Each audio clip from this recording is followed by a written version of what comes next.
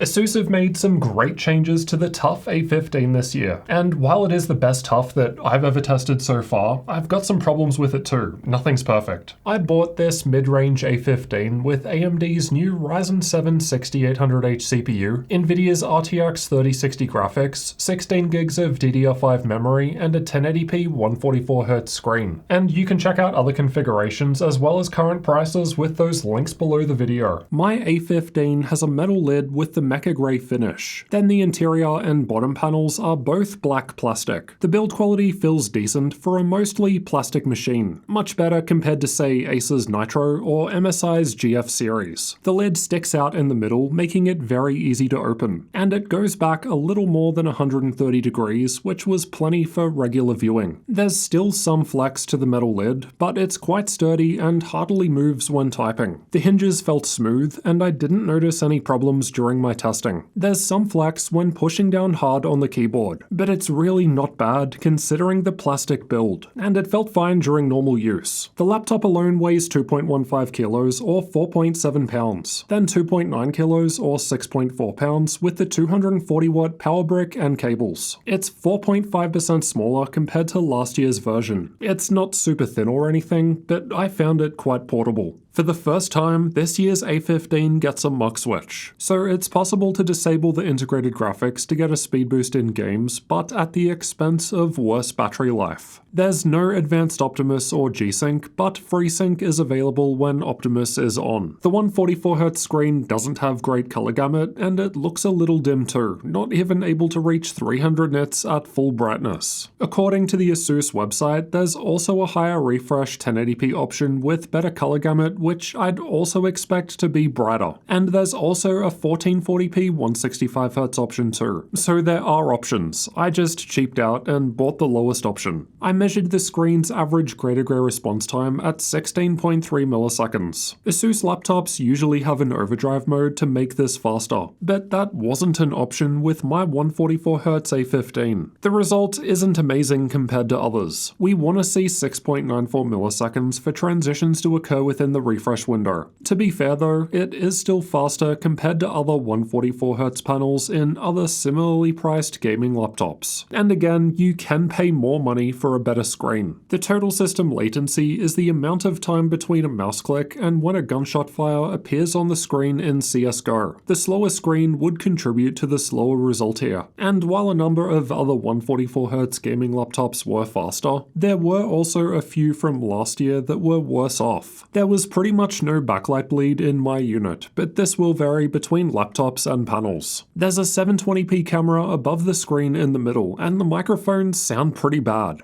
This is how the camera and microphone look and sound on the ASUS TUF A15, and this is what it sounds like while I'm typing on the keyboard.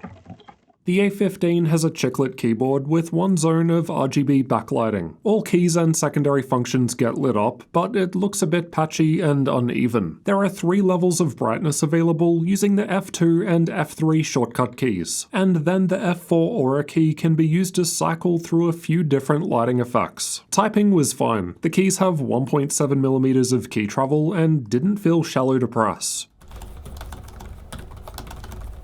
There are some extra keys above the keyboard on the left for volume adjustment, microphone mute, and a shortcut to the Armoury Crate software, which is the control panel for the laptop. The touchpad is 26% larger compared to last year, and it no longer has physical left and right click buttons. It clicks down anywhere, works fine, and feels smooth. The left side from the back has the power input, a gigabit Ethernet port facing the preferred way so you don't have to lift the laptop up to unplug the cable, HDMI 2.0B output, 2 USB 3.2 Gen 1 Type-C ports, a USB 3.2 Gen 1 Type-A port, and a 3.5mm audio combo jack. The port placement is more towards the front this year, but this allows us to have the air exhaust vent, which presumably improves cooling. The only major difference in terms of I/O compared to last year's A15 is that one of the Type-A ports became Type-C. The right side has a second USB 3.2 Gen 1 Type-A port and a Kensington lock right up the back, so if you're a right-handed mouse user, cables will stay out of the way. If you're left-handed, then RIP. There aren't any ports on the back, just more air exhaust vents towards the left and right corners. Neither of the two Type-C ports could be used to charge the laptop. The Type-C port closest to the front connects directly to the NVIDIA graphics, whether or not you've got Optimus on or off, so it would be good for VR. But the Type-C port closest to the back does not offer DisplayPort at all. The HDMI port also connects directly to the NVIDIA graphics, but we confirmed that it only supports a 4K external screen at 60Hz 8-bit with G-Sync. So variable refresh rate, but no 120Hz. There are 12 Phillips head screws to undo to get inside. They're all the same length, but the one down the front right doesn't come out of the panel and instead lifts it up to help with opening. Even with this extra help, it was still a little challenging to open. But the pry tools I've got linked below the video did the job. Inside, we've got the battery down the front, 2 M.2 storage slots just above it, 2 memory slots in the middle, and as is the case in a number of ASUS laptops, the Wi-Fi 6 card is hiding underneath the installed SSD. It's worth pointing out that the A15 I bought only came with one 16GB stick of DDR5 4800 memory installed. This wasn't actually listed on the spec sheet when I bought it. It just said 16GB, though this could vary by region. Now, while that might not sound ideal, I've already shown in this video here that when it comes to DDR5 memory, it doesn't seem to matter too much, in games at least, if you have 1 or 2 sticks. That was a much bigger issue when it came to older DDR4. So all testing in this video has been done with that one stock memory stick installed, because I wanted the results to best reflect what you would actually expect if you were to buy this same laptop. I did actually try to install 2 separate 8GB DDR5 memory sticks to test the difference, but the laptop just black screened when I turned it on and didn't boot. I don't know if it was just a random incompatibility with the memory that I was trying to use. Wi-Fi performance wasn't great. These AMD gaming laptops generally have slower MediaTek or Realtek cards that don't reach as high speeds compared to Intel cards.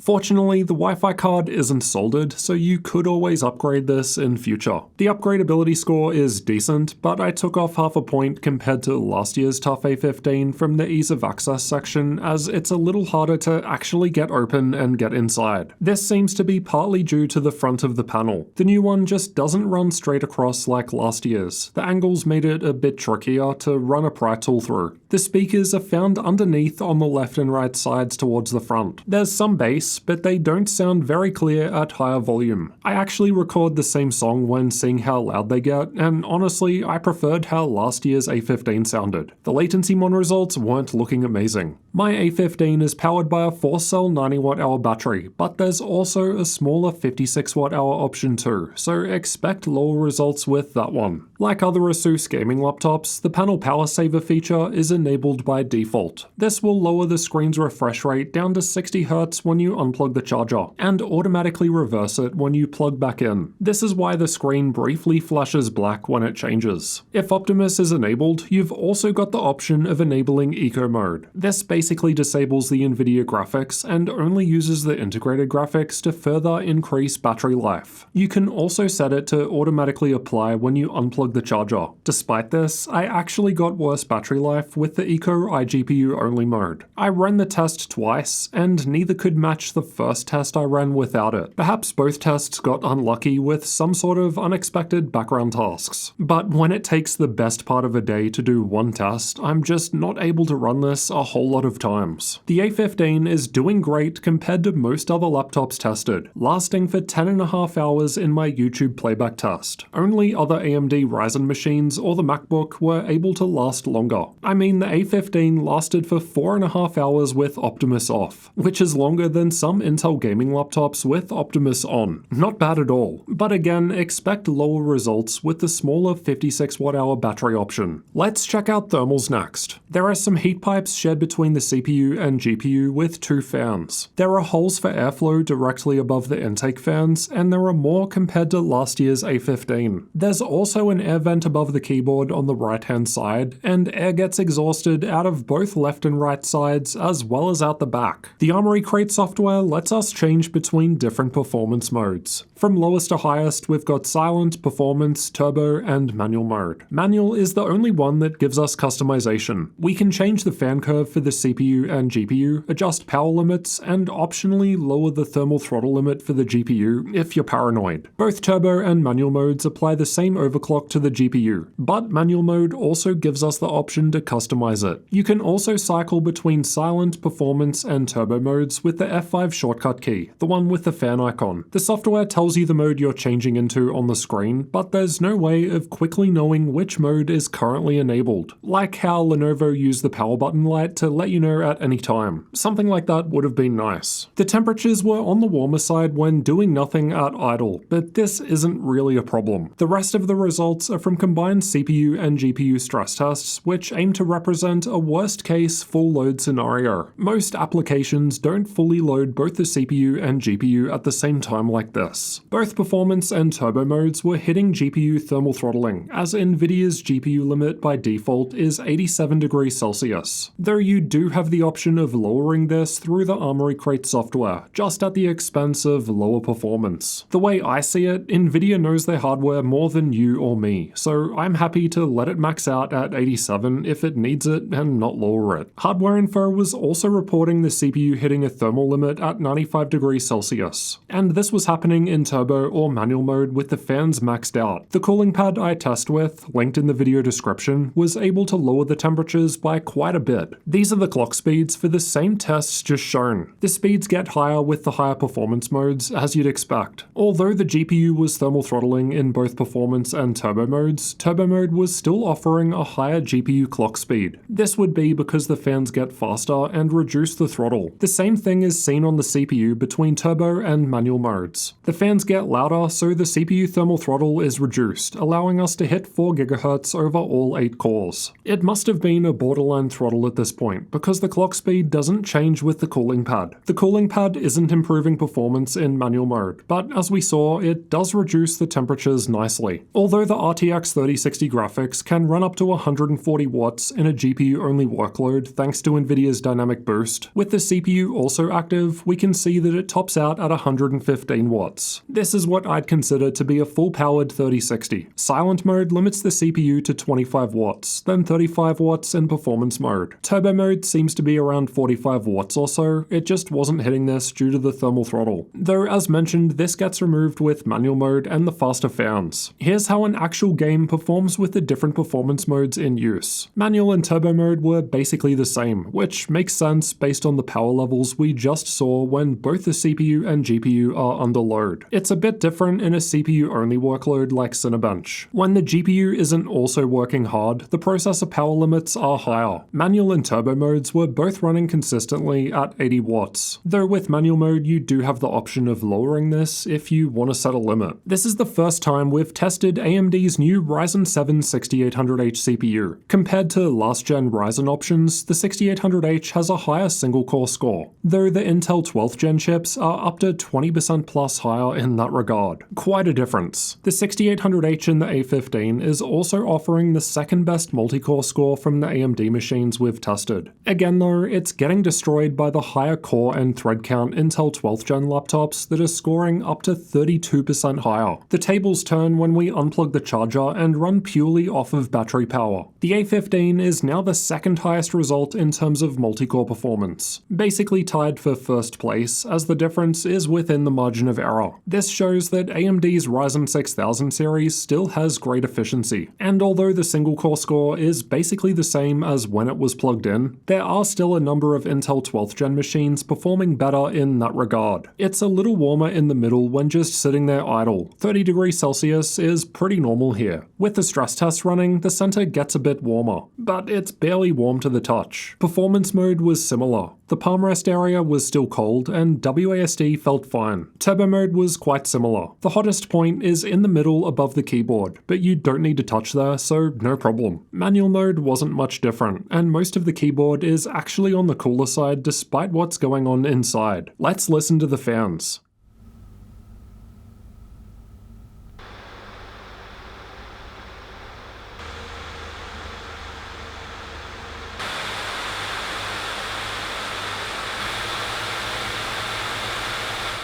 It sounded completely silent to me when just sitting there idle. The fans didn't randomly turn on for me. It gets louder as we step up to the higher modes, as expected, but turbo mode was louder compared to many other gaming laptops I test in their highest performance mode, while manual mode with the fans maxed out could then push it higher still. Now let's find out how this year's TUF A15 actually performs in games and compares against other laptops. Cyberpunk 2077 was tested the same on all laptops, and I've got this year's TUF A15 shown by the red highlight. In terms of average FPS, this is now the best result we've got from any RTX 3060 gaming laptop. 3060 laptops this year have a higher boost of 140 watts compared to last year's 130 watts. But that new CPU would be helping it out too. That said, the 1% low is a little behind some others, but perhaps that would improve with 2 memory sticks installed. Unfortunately, we've got less data for RTX 3060 gaming laptops at the higher 1440p resolution, but the A15 is doing well considering it's basically hitting the same average FPS compared to the more expensive Legion 5 from last year. The newer 2022 Legion 5 with the same Ryzen 7 6800H CPU should be arriving here soon. Make sure you're subscribed for that. Control is a GPU heavy game, and again the RTX 3060 from the TUF A15 was giving us the highest average frame rate out of any 3060 laptop we've tested so far. The new CPU could be helping here. It's hard to say as this is the first time I've had a 6800H laptop. It's probably more likely that it's the higher maximum power limit from the 2022 3060 though. Unfortunately, 2021 3060s won't get updated to the higher limit. Again, we've got less 3060 results at 1440p, but it was clearly beating the Legion 5 this time, which is a decent result considering that was one of the best 3060 results last year. Although it's a win, most people probably wouldn't notice a 4 FPS difference while playing a game, so the difference in practice is only minor. Red Dead Redemption 2 was tested with the game's benchmark, and again the TUF A15 was the best RTX 3060 result we've got so far. It's even ahead of the Acer Helios 300 with higher tier RTX 3070 due to that having a lower power limit among other issues. Don't get me started on the 3070 in last year's TUF F15. All our 3060 laptops beat that one, but I can't wait to see how well this year's version does with new Intel 12th gen CPU. It's no longer a quad-core. Again, the A15 was ahead of last year's Legion 5 at 1440p, but otherwise all the other higher tier GPUs were able to beat it. This game generally favors AMD's Radeon graphics over Nvidia's GeForce, which is why the smaller Zephyrus G14 from ASUS with 6800S was now quite a bit higher than the A15. In the 2 games previously, the A15 had a nice lead over it. So just goes to show that results do depend on the specific game. We're just using those 3 games for the purposes of comparing at 1080p and 1440p. But if you want to see how well the A15 performs in 14 more games with features like DLSS, FSR, and ray tracing, then check this video out after this one. Here are the 3D Mark results for those that find them useful. Now for some content creator tests. Although the game results were where I'd expect for a laptop with this CPU and GPU combination, Adobe Premiere was behind most other RTX 3060 laptops with older last-gen processors. I suspect the one stick of memory may be making more of a difference here, because I can't see what else would cause this result. Adobe Photoshop had a similar deal, one of the lowest results from an RTX 3060 laptop so far despite its high power limit and new CPU. Again, I would have loved to have also tested with 2 sticks of memory installed, but the only other DDR5 memory I had available didn't boot. DaVinci Resolve cares more about GPU power, and the A15 is scoring about the same as last year's Legion 5, which had the highest powered 3060 at the time. We've also tested SpecView Perf, which tests out various professional 3D workloads. Although Ryzen 6000 supports faster PCIe Gen 4 storage, my A15 shipped with a slower 512GB PCIe Gen 3 drive, though the speeds are still reasonable. The product page on the ASUS website does at least specify that it comes with a Gen 3 drive, but I confirmed with ASUS that both M.2 slots support Gen 4 drives. There isn't much customization available through the BIOS, which seems to be the case with all ASUS gaming laptops, at least when you compare it to say MSI Enterprise Advanced BIOS, which is on another level because you can tweak almost anything there. Linux support was tested with Ubuntu 22.04. By default out of the box, the keyboard, touchpad, speakers, Ethernet, and Wi-Fi all worked. The camera kind of worked, but the image looked terrible. Keyboard shortcuts to adjust volume, keyboard brightness, and screen brightness all work, but the Aura key to cycle through lighting effects did not work. Let's discuss pricing and availability next. This will of course change over time, so refer to the link below the video for current prices as well as deals. At the time of recording, I can only find the 3050 Ti configuration of A15 for $1,050 at Best Buy. But again, the link below the video will show you what's currently available. The 3060 A15 I bought in Australia was $2,400 Australian dollars, which is on the more expensive side given I bought my Legion 5 with 3060 for less than $2,000 Australian dollars. That's like $1,300 if you take off our tax and convert the currency for all those international viewers. As for availability, it really does seem like there's some kind of delay with AMD's new Ryzen 6000 CPUs. This is the first 6800H laptop I've ever had, and the only reason I have it is because I bought it myself, which is why I paid extra to get it. So yeah, I'm not actually sure when we'll be expecting more of these laptops with different specs in different regions, but I will keep that link below the video updated. There are definitely some nice improvements with this year's TUF A15, in particular the addition of the MUX Switch and the increase to GPU power limit, and there also seem to be a few small tweaks to improve thermals. And if we compare this year's 2022 version to the original TUF A15 from 2020, it's not even close. This is actually a pretty decent gaming laptop now, it's come a long way. Of course, there are still downsides, nothing is perfect. The biggest issues I've got with my unit is that the 144Hz screen has a slow response time and it's kind of dim, but at the same time, a lot of laptops at a similar price point with 144Hz screens are in the same boat, so I don't know how unique that is to the TUF A15. And the one memory stick thing is kind of annoying. It would have been better if it was actually specified on the site I bought it from, but I don't know how much of that is an ASUS issue. We've seen that it doesn't matter too much in games with 1 or 2 sticks of DDR5 memory, but those content creator tests seem to really illustrate that other workloads can still benefit from more memory. Those things aside, the gaming performance was actually quite good with this A15. It's now the best results that we've got for an RTX 3060 laptop. Granted, it is also the only 3060 laptop that I've tested so far in 2022. Seriously, I'm getting kind of sick of companies just sending us 3070 Ti and 3080 Ti max spec options. I know you guys don't want to see that, but it's just what they keep sending. I ask for 3050s and 3060s, but they don't send them. So yeah, that's why I ended up buying the 3060 so I could show you these results from a more mid-range laptop. The battery life on this thing is also excellent. ASUS do also actually have an Intel version of this, which is the TUF A15. Let me know if you'd like a review on that one. But pretty much I'd consider the F15 if you do need more CPU performance. Because when you've got that charger plugged in, the fact is that Intel 12th Gen just beats AMD Ryzen 6000 in both single and multi-core performance right now. Now, I do actually have a different 6800H laptop that I'll be able to compare fairly against Intel's i7 12700H in the same chassis. You're definitely going to want to make sure you're subscribed for that comparison, as it'll tell you everything you need to know about the differences between Intel and AMD this year. Otherwise, in this video next, you can find out how well the A15 performs in way more games at way more setting levels. So I'll see you over in that video.